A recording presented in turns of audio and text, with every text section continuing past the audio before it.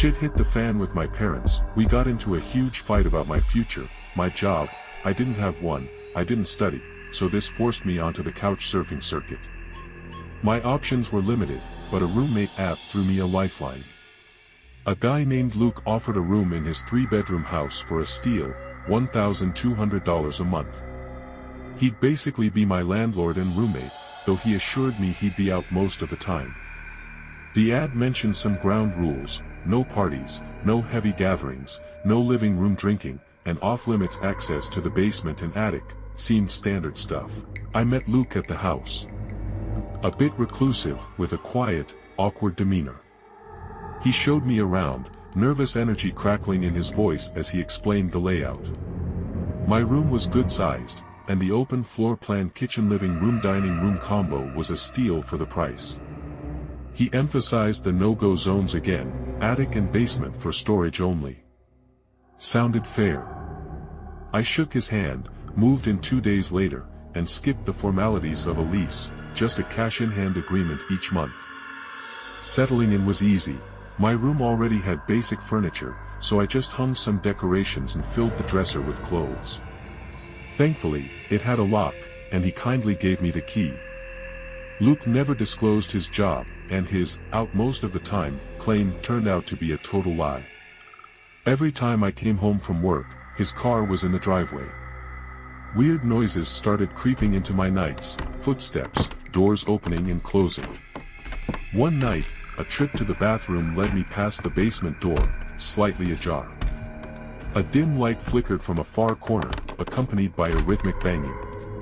It was 2 a.m. What on earth was he doing down there? The banging stopped, and Luke appeared at the bottom of the stairs, staring up at me. Words can't describe the creepiness. He looked annoyed as I mumbled an apology and scurried back to bed, my mind racing with questions. A week later, I discovered my bedroom door unlocked. Everything seemed to be there, but things had definitely been moved. My clothes were rummaged through, and the closet door hung slightly open. The realization hit me: he had a key, and he clearly went through my stuff. This was a blatant invasion of privacy.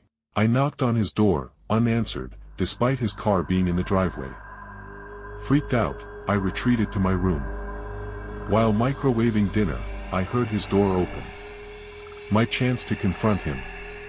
I caught him leaving and asked about my room. He shot me a blank stare and denied everything. Frustrated, I delicately mentioned the unlocked door and the messed up belongings. He claimed I had the only key and brushed me off, rushing out the door. Furious, but needing advice I wouldn't get from my estranged parents, I hit the apps again, desperate for a new place. This was the first time Luke seemed to be out while I was home. Curiosity gnawed me. I had to see the basement. Checking his car was gone, I approached the basement door. No light switch. Flashlight in hand, I descended the creaky steps, feeling like I was in a horror movie. The tiny basement had one old couch in the middle, a pervading funky smell intensifying as I neared a locked door in the corner. Part of me didn't want to know what was in there. The smell reeked of raw sewage, amplified tenfold. A quick scan revealed nothing except taped-up cardboard boxes, which I definitely wasn't opening. Back upstairs, I locked the door and stayed put, never hearing Luke return. The next morning, my alarm was silent. Something else woke me up, a floorboard creak beside my bed. I turned to see Luke looming over me. I screamed. He shushed me, his voice low, and demanded to know if I'd entered the basement. Terror surged as I screamed back, denying it and questioning how he got in. He mumbled a response, then turned and walked towards the door. "How did you get in here?" He held up his hand in the darkness, empty. Leaving, he uttered one chilling sentence: "I think you should find other living arrangements." Didn't need telling twice. Hacking frenzy mode engaged. No way was I staying another minute. I barged into his room, yelling for half the rent back since I'd only been there 2 weeks. He cracked the door open, a creepy arm extended, handing me a wad of $100 bills. $400 short, but who cared? Just get out. An hour later, I was fully packed and driving away. That night, the silence. I never heard from him again. He is so creepy. I never thought I would have a roommate like that. He scared me so much. What was in the basement?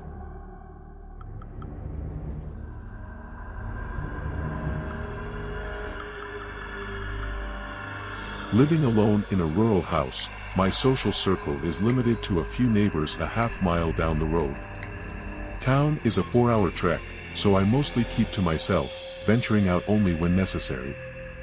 It was late fall, and I was busy storing my tools and lawnmowers for the winter. Glancing up while working in the yard, I spotted something strange, a man walking along the deserted road leading to my driveway. No backpack, no camping gear, nothing. It was just plain odd. After a while, I brushed it off and finished up outside. Back inside, a loud bang from outside startled me. It came from the shed. Peeking through the window, I saw the shed door wide open, not something that happened on its own. Feeling a mix of caution and responsibility, I grabbed my rifle, a familiar weight in my hands, the worn leather a comfort against my skin. Approaching the shed with measured steps, I listened intently, nothing but the quiet night. Shining my flashlight inside, everything seemed undisturbed. A quick search confirmed no unwanted guests, animal or otherwise. Securing the shed door, a strange feeling crept up on me, intensifying as I walked back to the house. Locking the door behind me, my heart hammered as I spotted a muddy footprint right inside the hallway. Flicking on the light, I followed a trail of dirty shoe prints leading straight to my spare bedroom. My breath hitched in my throat. Holding my breath, I crept up to the door, rifle clutched tight in a cold sweat. A low breathing sound sent chills down my spine. Before I could react, the doorknob twisted and the door swung open. A large man, eyes blazing with rage, lunged at me, brandishing a metal shovel like a weapon. Instinct took over. I raised my rifle, the familiar weight a grounding force in the chaos. We stood in a tense standoff, the man's anger a palpable presence in the air. Calling the police wouldn't bring them quickly, and holding him at gunpoint for an hour was a risky proposition. The silence stretched, broken only by our ragged breaths. Suddenly, the man threw the shovel aside with a snarl and scrambled out the window like a startled animal. I watched in disbelief as he disappeared into the vast emptiness of the night, the rustling grass the only trace of his escape. To this day, the man and his motives remain a mystery. One thing is certain, if I hadn't had my rifle, things could have ended much differently. The incident left a permanent mark on me, a stark reminder of the vulnerability of my isolated existence. Even now, the quiet nights hold a different weight, laced with a vigilance that wasn't there before. The solitude that once felt peaceful now carries a tinge of unease. Every rustle in the wind, every creak of the floorboard sends a jolt through me, a constant reminder of the night a stranger violated my sanctuary. But I won't let fear control me. I'll invest in a security system, be more aware of my surroundings, and hold on to the hope that this unsettling encounter was a bizarre one-off.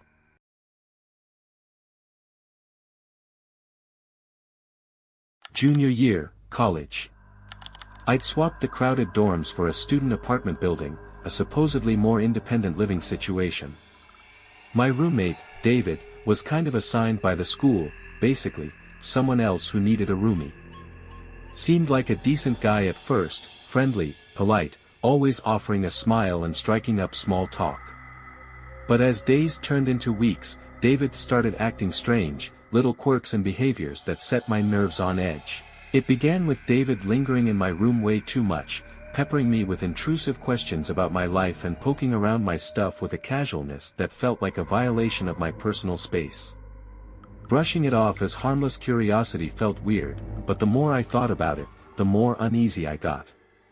Then came the late-night noises from his room, talking, shuffling, stuff that just didn't sit right with me. Trying to ignore it, telling myself it was just TV or a phone call, but deep down, I knew something wasn't right. One sleepless night, fueled by the weird sounds from David's room, I decided to investigate. Tiptoeing down the hall, I pressed my ear against his door, straining to hear what was going on. What I heard was just plain creepy, David whispering to himself, his voice low and muffled.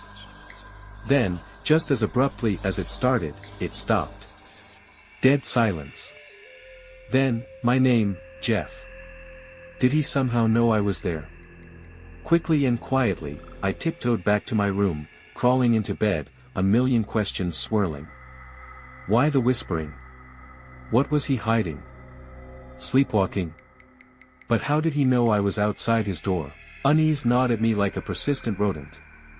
The next day, the previous night replayed in my head on a loop. Days turned into weeks, the sounds persisted, and my paranoia skyrocketed. I couldn't shake the feeling David was hiding something. His behavior got stranger too, subtle changes, like darting glances and furtive movements that made me feel like he was constantly on guard. One night, jolted awake at some ungodly hour, I heard David whispering outside my door, right in the hallway.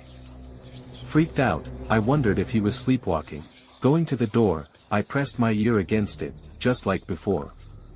The whispering stopped, then David's voice again, Jeff.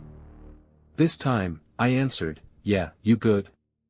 No reply, just his footsteps shuffling away like a startled cat. The following night, the sound of my bedroom door closing woke me up. Then David's footsteps walking away. This was getting out of control. The next day, I decided to confront him about the possible sleepwalking. I told him I'd been hearing him wandering around at night, even heard him close my door the night before. Asking if he had a history of sleepwalking or any sleep disorders, he seemed flustered at first, then mumbled something about occasional sleepwalking. Didn't buy it for a second. Something was definitely up. Driven by a nagging sense of something wrong, I decided to search David's room. Risky, but I couldn't ignore the feeling anymore. Waiting until he was out, I crept in, knowing I wouldn't have much time. A quick search through drawers and closets turned up nothing, until just as I was about to give up, I found it. A small, hidden drawer tucked away in the back of his closet, like a secret compartment in a spy movie. My blood ran cold as I pulled it open. A collection of photographs. Dozens of them. Mostly of me, asleep. And another guy, about our age. Mixed together, taken from all angles, some close-ups so detailed I could see my pores and individual hair strands. Stomach churning, I realized what I was looking at. David had been secretly taking pictures of me while I slept, without my knowledge or consent. Living with a creepy voyeur who got his kicks from these pictures. Unacceptable. Violated. I wanted answers, but I was afraid. Afraid of his reaction, afraid of what might happen if I confronted him alone. So, I took a picture of the drawer's contents and pocketed a handful of photos as evidence. Packing my things as quickly and efficiently as I could, I showed the pictures to student housing the next day. They took action, and I was assigned a new apartment, with a normal roommate situation, thank goodness. Never spoke to David again. Even now, years later, those chilling photographs and David's creepy late-night activities haunt me. And the other guy in the pictures, probably his old roommate, but I never found out his name. Who knows, maybe he found out David's secret too, and that's why he wasn't there anymore. I asked around if anyone knew who that guy's was, but everyone I asked said they didn't know. Except for one man who was here many years ago, and he said that guy had died 10 years ago.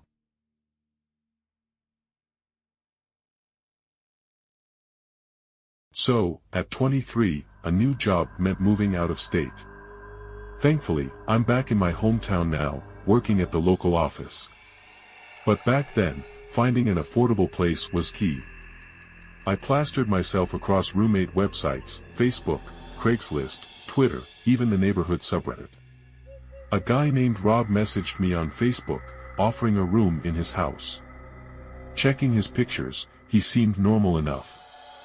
I was okay with a male roommate as long as they weren't creepy. Parents weren't thrilled, but hey, gotta do what you gotta do. We FaceTimed, and he gave me a virtual tour. Apparently, he owned the place, a modest house in town, 10 minutes from my new office. Rob seemed alright, no bad vibes. The price was fair, the rules reasonable. He even said I could move in right away. That was perfect. A week later, I was packed and ready to go.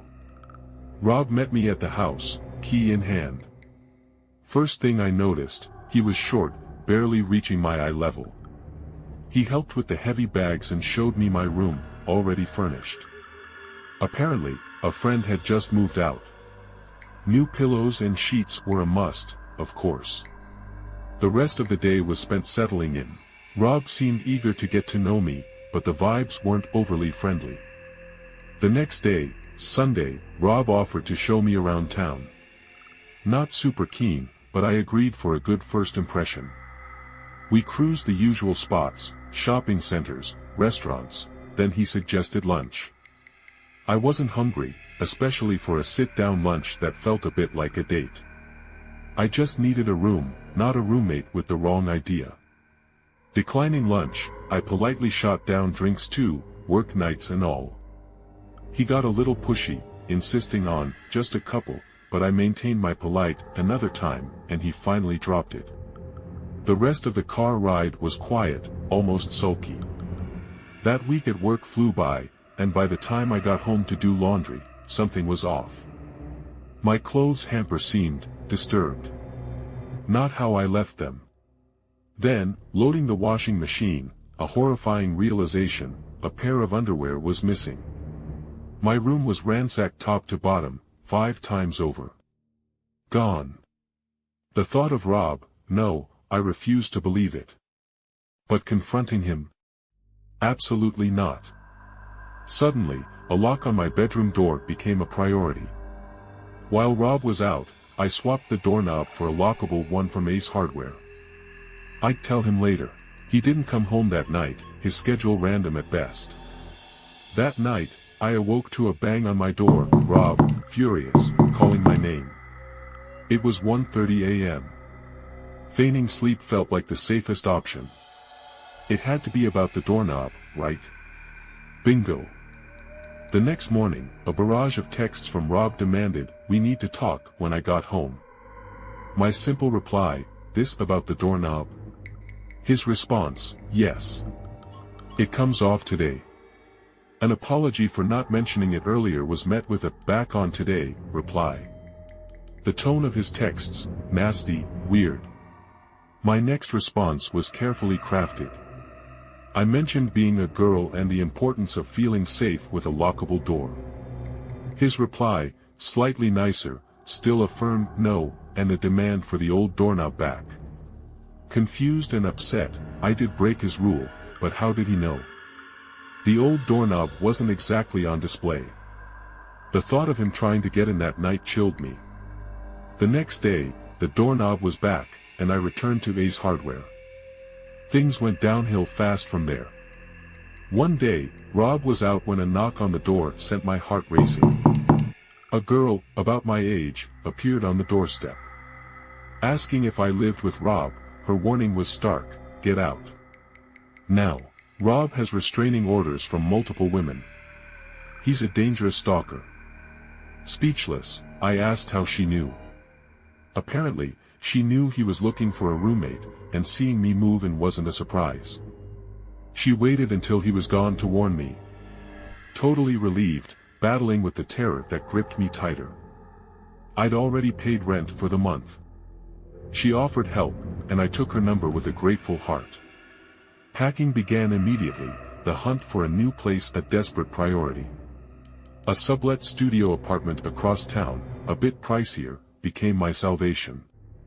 Studio apartment sublet for a little more money. I contacted the poster of the ad and she told me I could move in as soon as possible. Perfect, now I just needed to tell Rob and get my money back. I started packing some of my stuff into my car and I texted him that I'd have to be moving out tomorrow as something with my family came up and I needed to go home. He didn't answer. He got back to the house about an hour later and asked me about my text. I came up with my best fake story possible and he said yeah, he'll give me the money back tomorrow after he goes to the bank. I was super relieved. About an hour later he knocked on my door.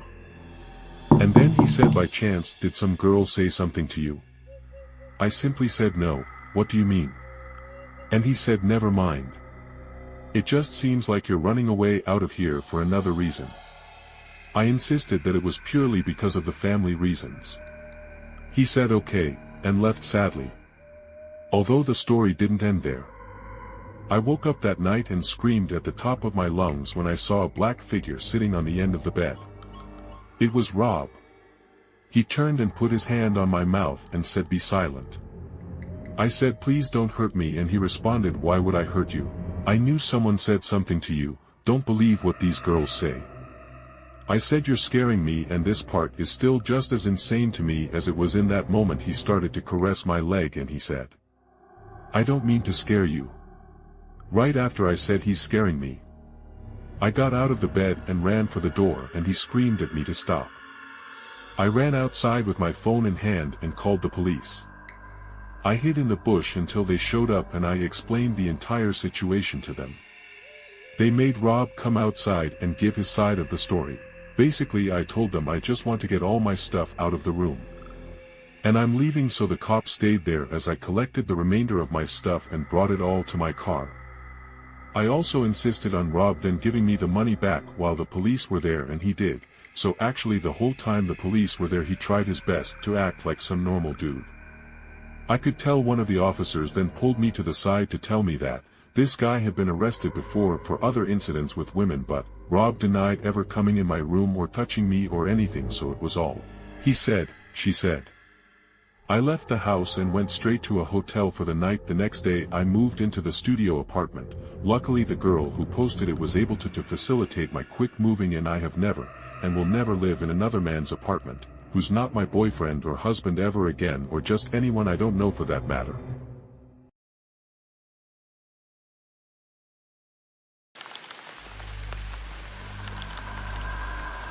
At 22, I lived in a shoebox of a one-bedroom house, in the cheapest corner of town. It was a Friday night, and after clocking out of work, I jumped online to game with my friends.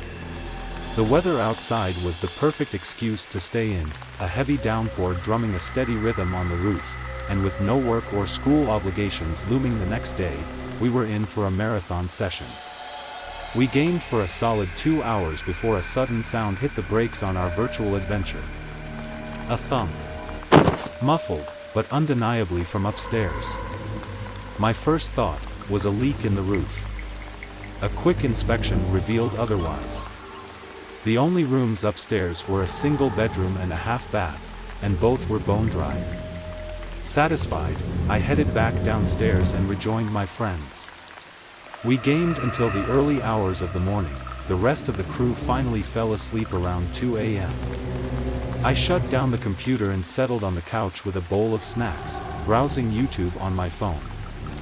10 minutes in, another thump jolted me from my YouTube trance. Upstairs again.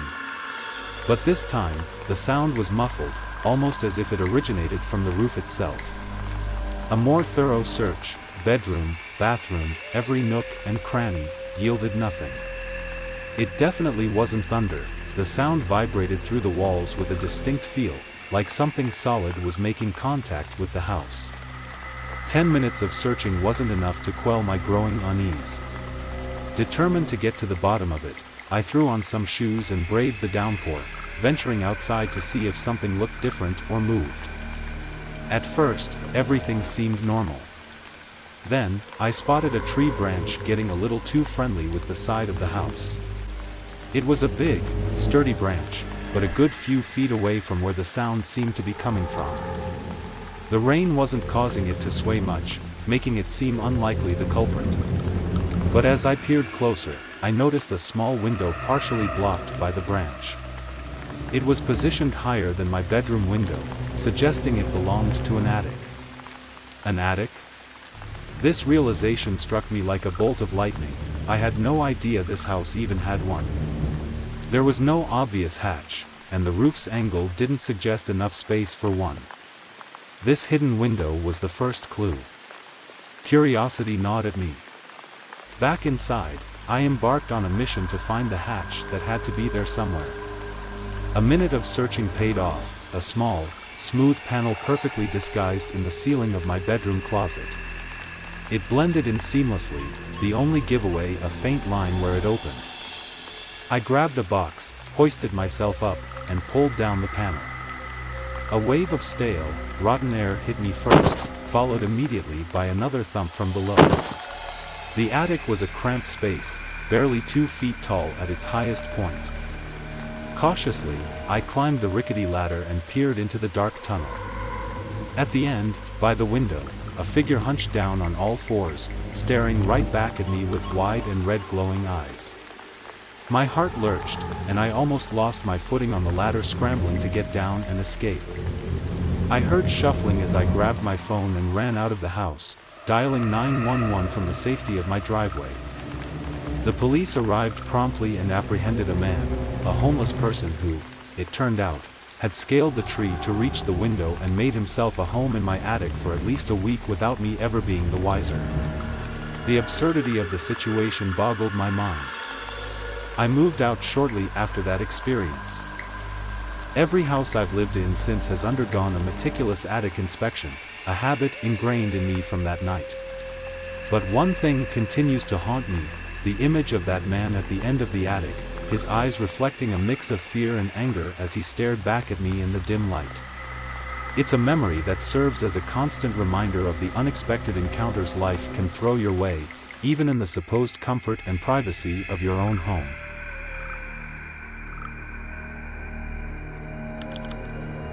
So, this was about 3 years ago. I was on vacation to see my brother, who lives 6 hours away. Since his apartment's a 1-bedroom, I rented a house for my stay.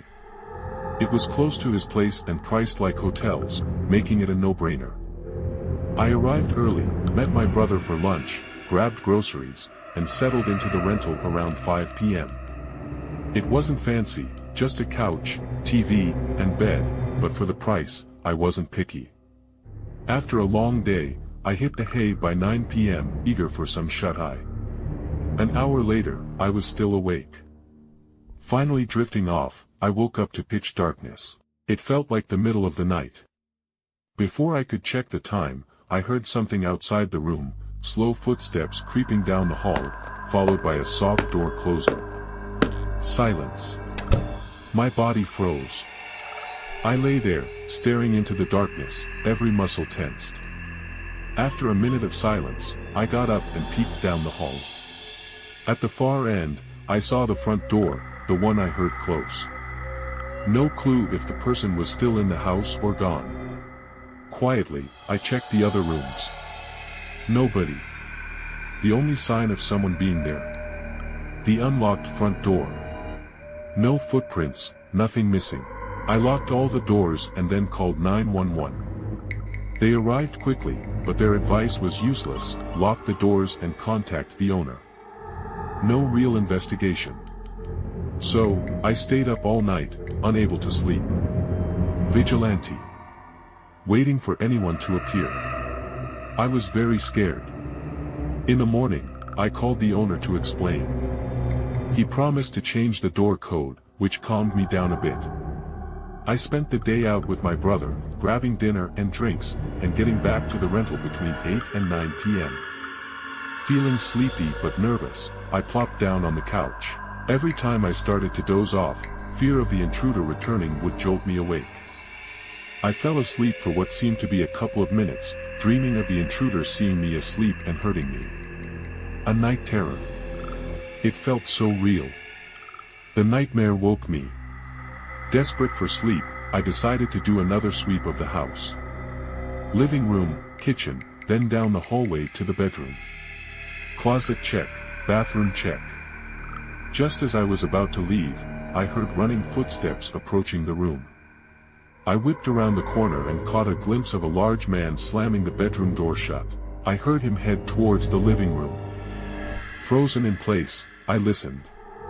He ransacked the living room and kitchen for a couple of minutes before the front door slammed shut again.